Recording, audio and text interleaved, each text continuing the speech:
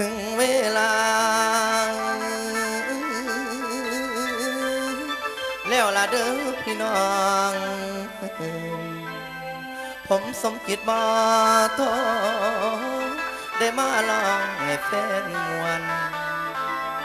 กามาเป็นสำนูให้แฟนฟังขอขายขยายเรื่องปองสิไปแฟนบางคนน้อยอยู่ไกลบางนอนไห้น้ำสวนตกย้ำแรงพักกันสวนมาเบิ่งหมอลำเลืองบางคนคือว่านั่นเล่นตั้งแต่เว้นเฮ็ดอย่างอยู่กราบคุณพ่อคุณปู่ทั้งหมอลำเรียบร้อยแต่สองทุ่มเป็นตัวยันกวาดตาทั้งใส่เหลี่ยมตกแต่งทั้งกายเสร็จไปหลายนาทีแต่เวลา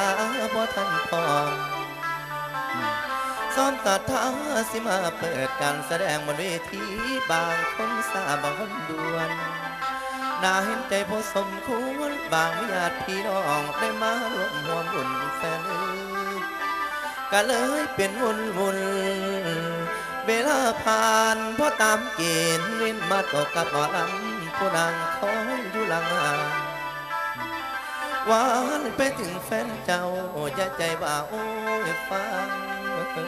ก่อนเบาสาวหน้าอ่อนยับเข้ามาเด้อไก่สมจิตอายสิส่งพร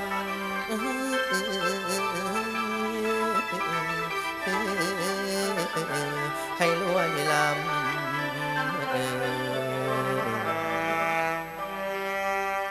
สิบนิ้วของผมสมจิตบ่อทองขอกราบคารวะพ่อแม่พี่น้องสุขุสุคนนามเทียนตัวของผมเองก็คือวันชัยมีโมกมัคควานนับตั้งแต่ในล่าพ่อล่าแม่ลองสะพ่อมาค้าขายเดี๋ยวนี้สินค้าก็ได้เบิดไปแล้วมื่อนี้คิดสิว่าจะไปส่วนอมักกะว่านและกับโมพวกคนฟูงลองสะพ่อกับบานไปหาพ่อกับแม่ซะก่อน